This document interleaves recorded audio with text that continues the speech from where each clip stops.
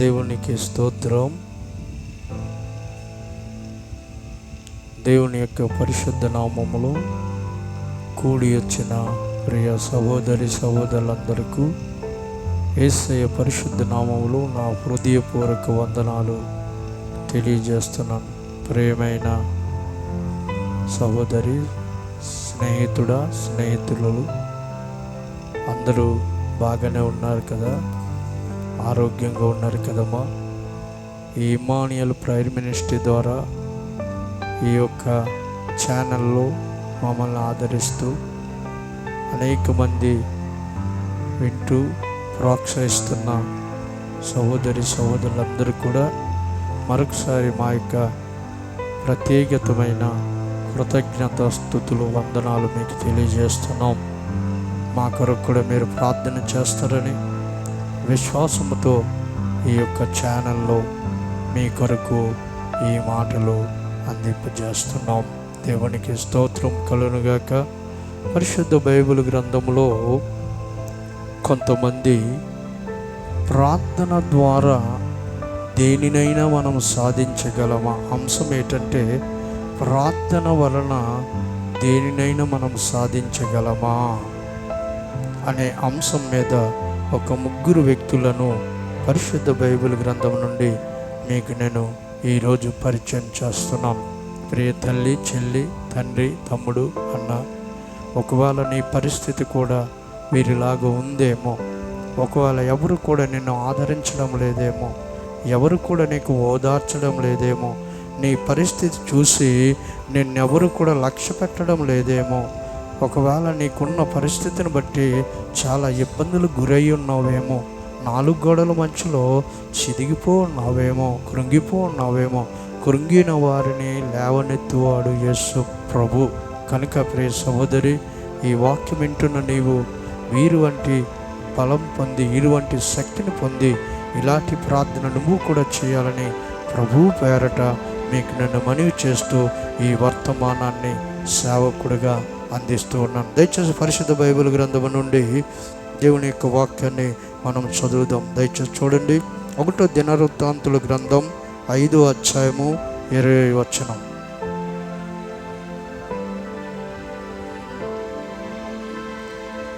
1వ దినవృత్తాంతుల గ్రంథం 5వ అధ్యాయము 20వ వచనాన్ని దయచేసి చదివి ఈ యొక్క లేఖనాలను జాగ్రత్తగా మనం ఎందాం. ప్రియులారా, చదవండి. ఆ యుద్ధమందు వారు దేవునికి మొర్రపెట్టగా ఆయన మీద వారు నమ్మిక ఉంచి ఉన్నారు గనుక ఆయన వారి మొర ఆలకించెను. దేవునికి స్తోత్రం కలుగునుగాక. ప్రియమైన సహోదరుడా, ఈ దినము ప్రత్యేకముగా నీ గృహంలోనికి ఈ వర్తమానం వస్తుంది. అక్కడ రూబేనీయులు ప్రార్థిస్తూ ఉన్నారు. ఏమని ప్రార్థిస్తున్నారంటే, వారు దేవుని సన్నిధికి వెళ్ళి దేవుని యొక్క పాదాల్లో కూర్చొని దేవుని మీద ఆ వారికున్న పరిస్థితి అన్నీ కూడా తెలియజేస్తున్నారు. మా దేవా, యెహోవా, లేకపోతే యేసు ప్రభువా, మాకున్న పరిస్థితులన్నీ నువ్వు అంగీకరించినాయి, మమ్మల్ని విడిపించు ప్రభు, మాకు సహాయం చేయి ప్రభు. దేవా, ఈ గొప్ప యుద్ధము నుండి ప్రభు, ఈ శత్రువుల బారిలో నుండి మమ్మల్ని తప్పించు ప్రభు, మమ్మల్ని కాపాడు ప్రభు, మమ్మల్ని రక్షించు ప్రభు. ఒకవేళ వ్యాధితో పడి ఉన్నావేమో, ఒకవేళ అనేక సంవత్సరాల నుండి అప్పులతో పడి ఉన్నావేమో, ఒకవేళ అనేక అవమానాలతో, అనేకమైన నిందలతో నీవు సొమ్మసిల్లిపోయిన పరిస్థితిలో ఉన్నావేమో, నాలుగు గోడల మధ్యలో నలిగిపోతున్నావేమో. కొంతమంది దైవజనులు వాక్యము ద్వారా నీ హృదయం కూడా గాయపరచబడ్డదేమో, నీ హృదయం కూడా కృంగిపో ఉన్నదేమో. ఈ స్థితిని నువ్వు గమనించు. ఇక్కడ రూబేయులు అంటున్నారు, ప్రభువా, ఈ యుద్ధ యుద్ధములో నుండి, ఈ శత్రువుల చేతిలో నుండి, ఈ భయంకరమైన అపాయం నుండి, ఈ అగాధమైన ఈ శత్రువు చేతిలో నుండి మమ్మల్ని విడిపించు ప్రభా, తప్పించు ప్రభా, కాపాడు ప్రభా అని రూబేనులు ప్రార్థిస్తున్నారు. రూబేనుల లాంటి ప్రార్థన నీకున్నట్లుగా అయితే, ఈ వాక్యం వింటున్నది నీ కొరకే. దేవుడు నీతో మాట్లాడుతున్నాడు, సూటిగా మాట్లాడుతున్నాడు. నువ్వు ఎవరు సపోర్ట్ తీసుకోవచ్చున్నాడు, ఎవరి యొక్క సహాయం నువ్వు తీసుకోవచ్చున్నాడు.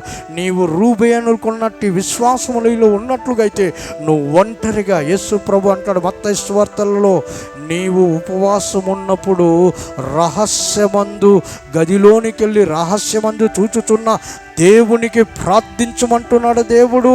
ఆయన అంగీకరిస్తాడు, ఆలకిస్తాడు. ఇక్కడ రూబేనులు ప్రార్థిస్తున్నారు. ఏమని ప్రార్థిస్తున్నారంటే, దేవా ఈ శత్రువుల చేతిలో నుండి మమ్మల్ని తప్పించు, ఈ యుద్ధములో మాకు విజయం దయచే ప్రభు, ఈ యుద్ధము యెహోవాదే అని వారు ప్రార్థించినప్పుడు వారు ప్రార్థన ఆలకించి వారికి విజయాన్ని ఇచ్చాడు. దేవుని స్తోత్రం. మరి నీ పరిస్థితి ఏంటి తమ్ముడు, నీ పరిస్థితి ఏంటి చెల్లి? ఎన్నిసార్లు ఇంటర్వ్యూకి వెళ్ళావు, ఎన్నోసార్లు జాబు అని వెళ్ళావు, ఎన్నోసార్లు ఎన్ని కంపెనీల చుట్టూ తిరిగావు, ఎన్నోసార్లు అధికారుల చుట్టూ తిరిగావు, ఎవరి దుక్కో తిరిగావు. ఎన్ని తిరిగినా నీకు ఎక్కడ కూడా విజయం రాలేదు.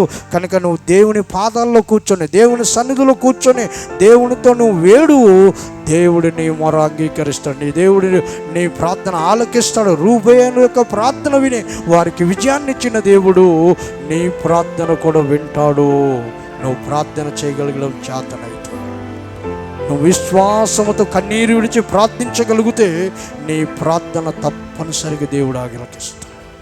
రెండో ప్రార్థన, రెండో కుటుంబాన్ని చూపిస్తున్నాను. దయచేసి వాక్యాన్ని చదవండి. హబక్కూకు పత్రిక ఇందాక చెప్పిన 1వ అధ్యాయము 2 నుండి 4 వచనాల వరకు ఆ ప్రవక్త ప్రార్థన చేస్తూ ఉన్నాడు.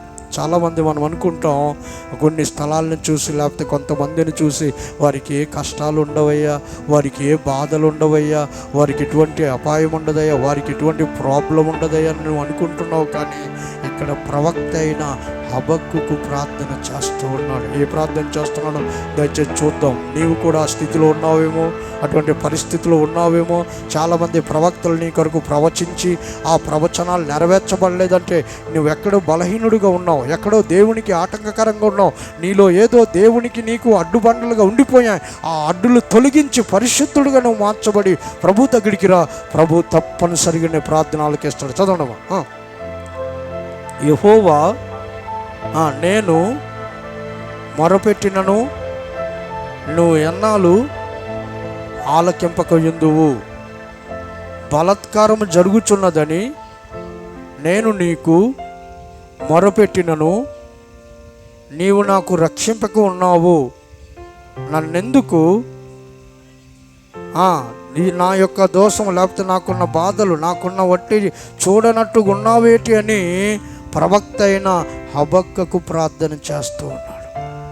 హబక్కూ ప్రార్థిస్తూ ఉన్నాడు, దేవా ఎందుకు నా ప్రార్థన వినడం లేదు, దేవా ఎందుకు నా వైపు నువ్వు చూడడం లేదు, దేవా నువ్వు ఎందుకు నన్ను కేంద్రించడం లేదు, ఎందుకు ప్రభా నువ్వు అంగీకరించడం లేదు, ఎందుకయ్యా, ఏంటి ప్రభా, నాలో ఉన్న లోపం ఏంటి, నాలో ఉన్న శాపం ఏంటి, నాకున్న పాపం ఏంటి, నాలో ఉన్న పరిస్థితి ఏంటి ప్రభా అని దేవుణ్ణి అడుగుతూ ఉన్నాడు ప్రవక్త అయిన హబక్కూకు. నాకు న్యాయం చేయి ప్రభా, ఎన్నాళ్ళు నా ప్రార్థన వినుకుంటుంటావు, ఎన్నాళ్ళు నా ప్రార్థనకి జవాబు ఇవ్వకుంటుంటావు, ఎన్నాళ్ళు నువ్వు చూసి చూడలేనట్టుగా ఉంటావని దేవాది దేవుణ్ణి ప్రవక్త అయిన హబక్కూకు అడుగుతూ ఉన్నాడు. మరి మన పరిస్థితి ఏంటి? ఒకవేళ నువ్వు కంపెనీలోకి వెళ్ళి ఇంటర్వ్యూ అయిపోయిన తర్వాత కూడా ఇంటర్వ్యూలో నువ్వు పాస్ అవ్వకుండా నీకు జాబు రాలేదేమో, ఒకవేళ గవర్నమెంట్ జాబులకి ప్రయత్నించావేమో, దానిలో కూడా వాడిపోయావేమో. మరొకసారి ప్రయత్నించు. దేవుని పాదాల్లో కూర్చో, దేవుని సన్నిధిలో కూర్చో. ప్రభువా నీవు తప్ప వేరే ఆధారం లేదు ప్రభువా, నీవు తప్ప వేరే దిక్కు నాకు లేదు ప్రభువా, నీవు తప్ప వేరే ఆశ్రయం నాకు లేదు ప్రభువా, నీవు తప్ప వేరే దేవుడు లేదు ప్రభువా. నీ పాదాల్లో కూర్చొని నేను నిన్ను అడుగుతున్నాను ప్రభువా. హబక్కూకులాగా నేను నీకు మొరపెడుతున్నాను, నా మొర ఆలకించమని నువ్వు అడుగు.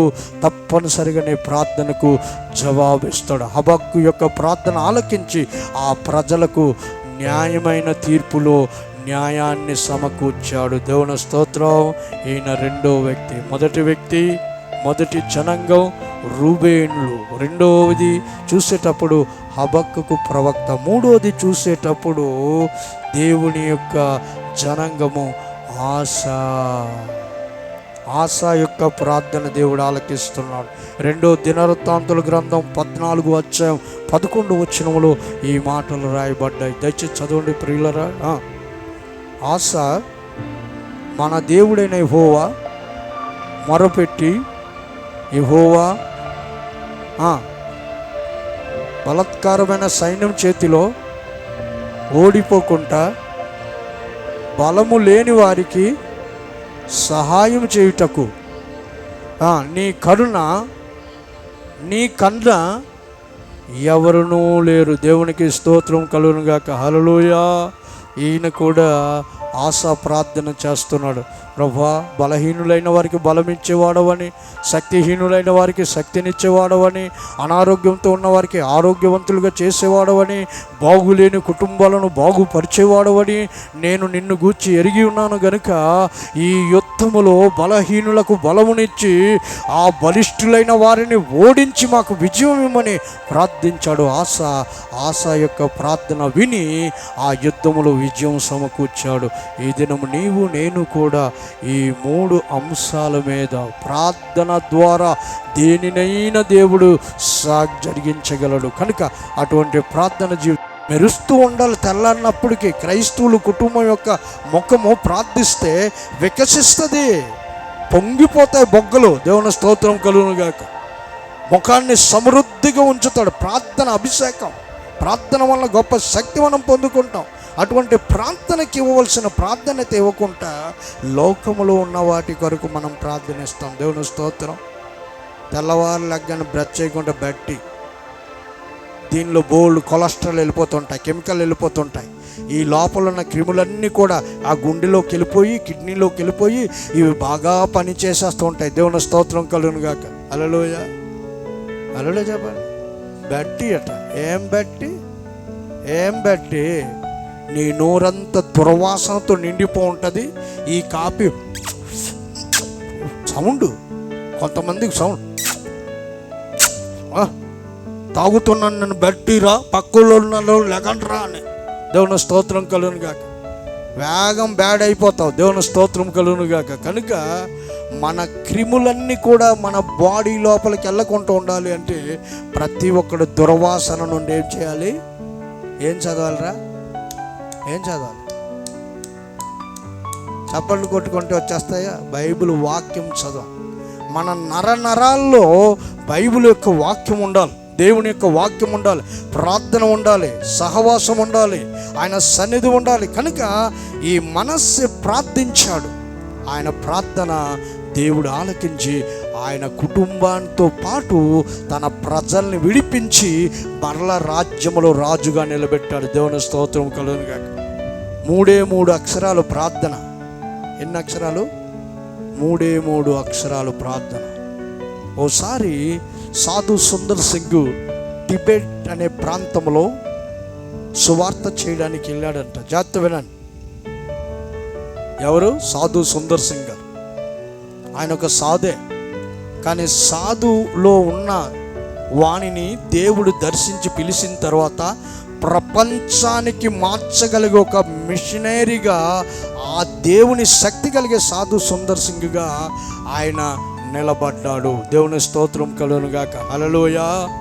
ఓసారి సువార్త అయిపోయింది. ఆ టిబెట్ ప్రాంతం నుండి వచ్చేస్తూ ఉంటే పాపం చీకటి పడ్డది. ఆ చీకటి పడిన తర్వాత ఒక చెట్టు కింద పడుకున్నాడట. దేవుని స్తోత్రం కలుగును గాక. హల్లెలూయా.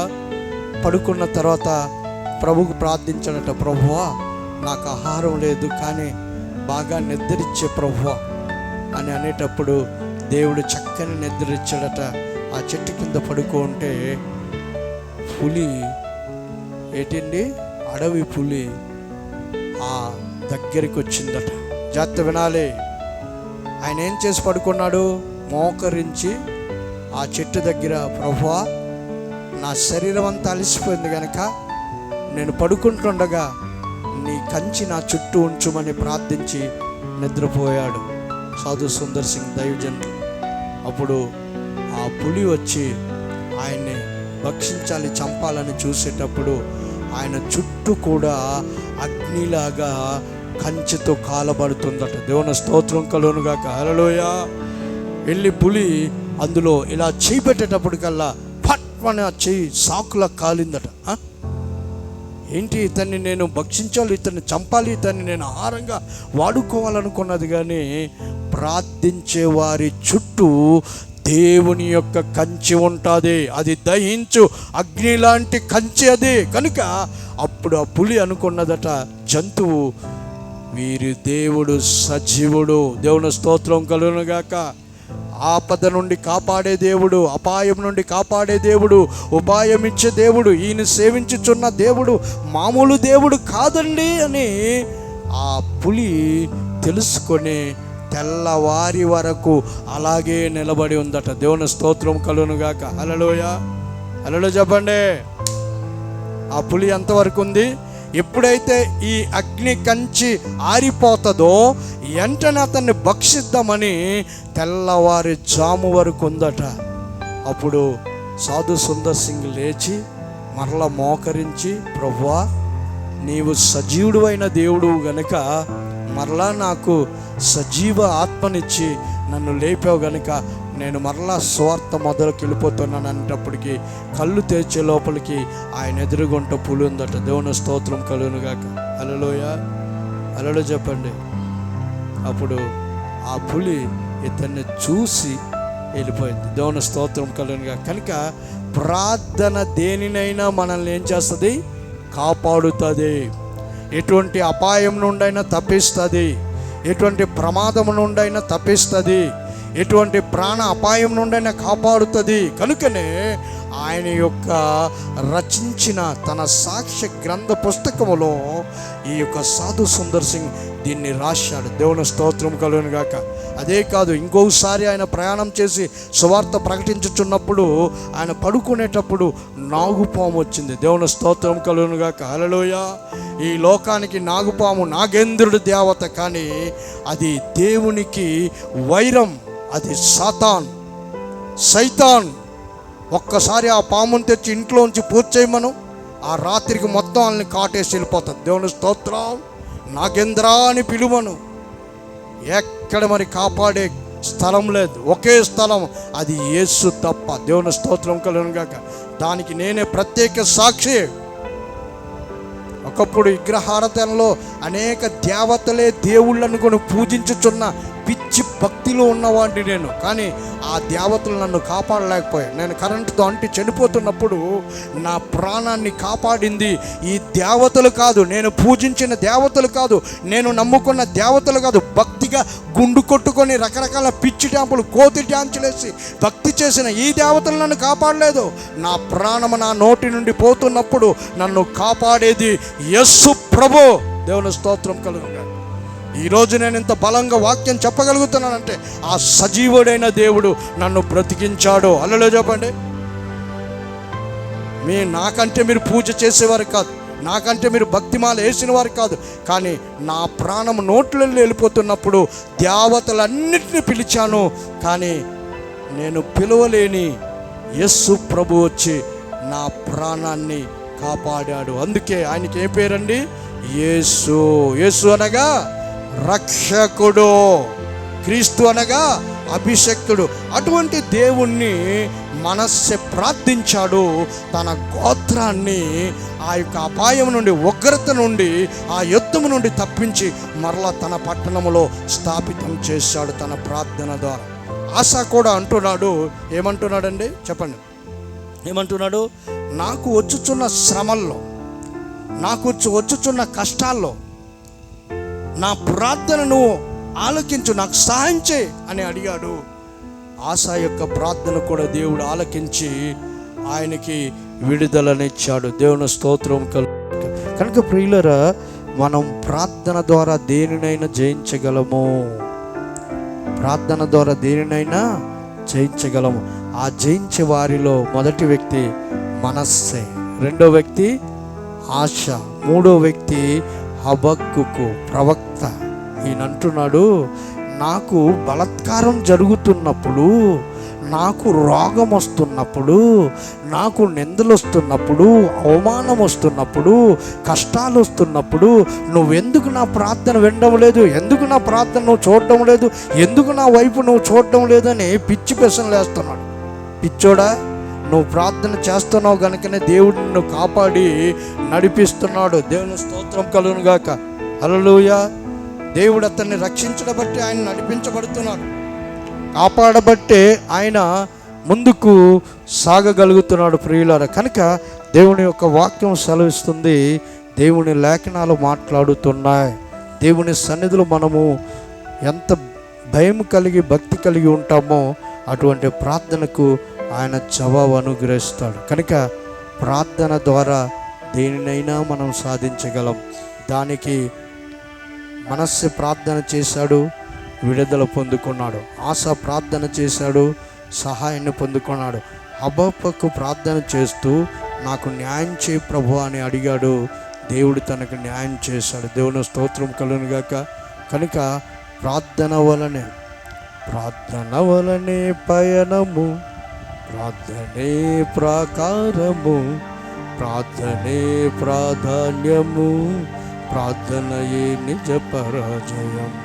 ప్రార్థన వలనే పయనము, ప్రార్థనే ప్రాకారము, ప్రార్థనే ప్రాధాన్యము, ప్రార్థనలే నిజ పరాజయం.